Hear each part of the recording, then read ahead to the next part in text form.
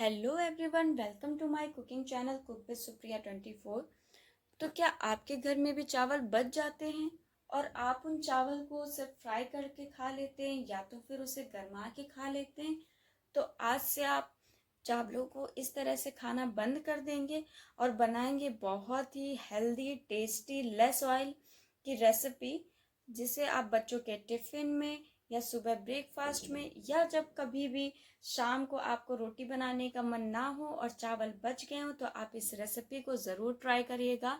जिनको भी healthy recipe पसंद है ना, तो वो इस वीडियो को पूरा देखिएगा, क्योंकि इतना इजी है कि आप आसानी से बना के तैयार कर सकते हैं।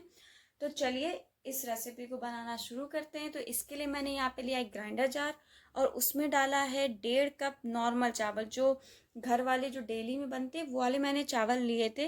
और आधा कप मैंने यहाँ पे लिया था सूजी, जिसको रवा भी कहते हैं।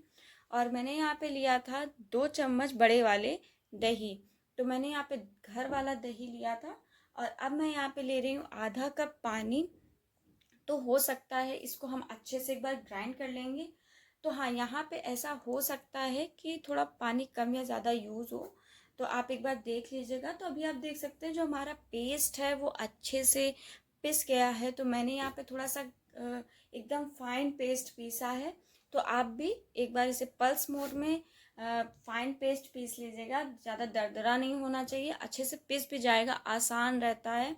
और अब हम इसे मतलब एक बर्तन में निकाल लेंगे। तो आप कटोरे या भगोने किसी में भी निकाल लीजिएगा। और आप देख सकते हैं अभी जो हमारा पेस्ट है वो काफ़ी थिक है। तो अब हम यहाँ पे लेंगे कुछ सब्जियाँ। तो मैंने यहाँ पे लिया है बारीक कटा हुआ प्याज, बारीक कटा शिमला मिर्च और ग्रेट की हुई गाजर, मतलब कद्दू की हुई गाजर।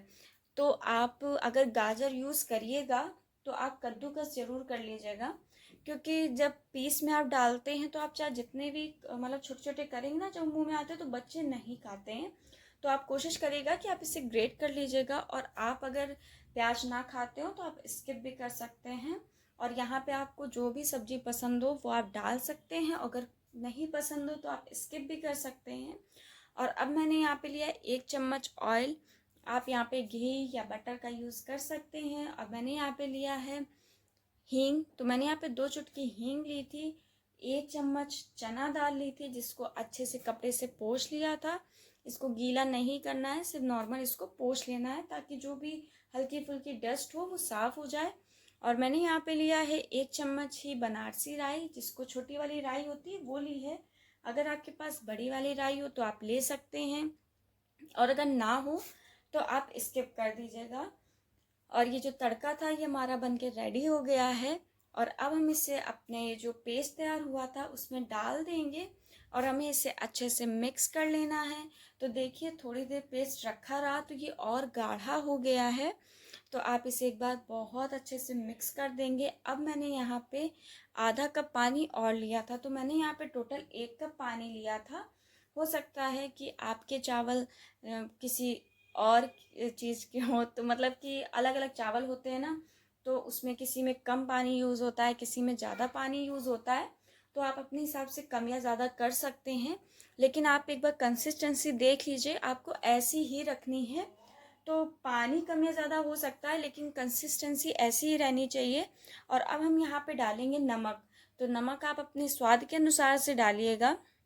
मैंने यहाँ पे थोड़ा सा नमक कम ही यूज़ किया है, मतलब 1 चम्मच ही डाला है। और आप अपने स्वाद के अनुसार से नमक लीजिएगा और आप इसे एक बार अच्छे से मिक्स कर लीजिएगा। और मिक्स करने के बाद हम यहाँ पे ले रहे हैं 2 चुटकी बेकिंग सोडा। तो ये जो खाने वाला सोडा होता है जिसको मीठा सोडा कहते हैं, वो मैंने यहाँ पे लिया है।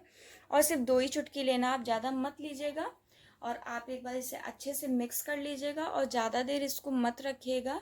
मिक्स करने के बाद आप तुरंत ही इसे किसी भी, जैसे मैंने यहाँ पे इडली वाली सांचा लिया है जिसमें इडली बनाते हैं, इडली वाली प्लेट जिसको कहते हैं। आपके पास अगर ना हो तो आप जो छोटी छोटी घर में कटोरी होती है उसमें ले सकते हैं, या तो फिर प्लेट होती है छोटी वाली, उसमें आप बना सकते हैं। आप किसी में भी इसे तैयार कर सकते हैं।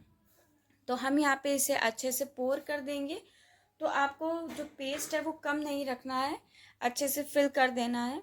ताकि जो हमारी इडली हैं वो बहुत अच्छी सी बन के तैयार हों। क्योंकि अगर आप पेस्ट कम रखते हैं तो वो छोटी छोटी और बहुत दबी दबी सी इडली बन के तैयार होती हैं। तो आप अच्छे से पेस्ट फिल कर दीजिएगा। तो मैंने यहाँ पे पहले एक ट्रे में बना दिया है, अब मैं यहाँ पे दूसरी ट्रे में भी बनाऊंगी।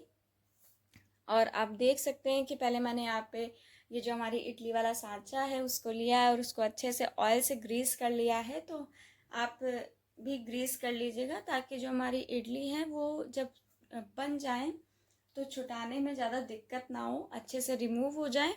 तो अब हम इसे अच्छे से फिल कर लेंगे। तो मैंने यहाँ पे इतने से पेस्ट से 2 ट्रे भर के इडली बना ली थी और 6-7 लोगों के लिए सफिशिएंट हो जाता है। क्योंकि इसके अंदर वेजिटेबल्स पड़ी हैं तो ये काफ़ी अच्छा हेल्दी और हैवी नाश्ता हो जाता है। तो मैंने यहाँ पे एक कढ़ाई ली थी और उसमें पानी गर्म करने के लिए रख दिया था। और जब ये पानी गर्म हो गया तो ये जो हमारी इडली के बैटर तैयार हुए हैं इसको हम रख देंगे और मीडियम आंच में इसे हमें 15 मिनट तक ढक के पकाना है। 10 से 15 मिनट में आप देखेंगे कि एकदम अच्छे से बन जाती है। और आसानी से रखिएगा ताकि जले वले नहीं, आप आसानी से रखिएगा। और जब ये पहले हम इसको निकाल लेंगे और इसे हम ठंडा होने देंगे।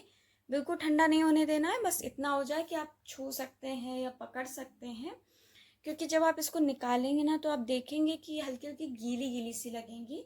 तो आप इसे एक बार रख देंगे तो ये अच्छे से सेट हो जाएंगी और इडली बहुत सॉफ्ट बन के तैयार होती है। हाँ, उनका कलर चेंज हो जाएगा और क्योंकि वेजिटेबल्स भी पड़ी हैं इसलिए उसका कलर चेंज हो जाएगा। तो आप एक बार इसे अच्छे से निकाल लीजिएगा। और ये खाने में बहुत ही टेस्टी बन के तैयार होती हैं, बहुत ही हेल्दी ऑप्शन है चावल को इस तरह से चेंज करने का। और अगर आप किसी को खिलाएंगे ना तो कोई बिलीव नहीं करेगा कि ये बचे हुए चावल से बनी हुई हैं। और इसका टेस्ट बहुत अच्छा बन के तैयार होता है। क्योंकि मेरे यहाँ सभी को बहुत पसंद आई थी, कोई भी ऐसा एक सिंगल पर्सन नहीं था जिसने कहा हो कि मुझे पसंद नहीं आई है। और किसी को भी नहीं पता चला था कि मैंने बचे चावल से बनाई है। हो सकता है कि ये पूरे यूट्यूब में या पूरे इंटरनेट में ये कहीं भी रेसिपी शेयर नहीं हुई है जितना मैंने इसको देखा है। मैंने इसे फर्स्ट टाइम ट्राई किया था और ये मेरी मम्मी ने कहा था एक बार इस तरह से आप ट्राई करो तो बहुत अच्छी बनेगी। तो मैंने इस बार ट्राई किया था और सच में बहुत अच्छी बनी थी। और आप इसे इस चटनी, टमाटो की चटनी के साथ खा सकते हैं, जिसकी रेसिपी मैंने शेयर कर दी है।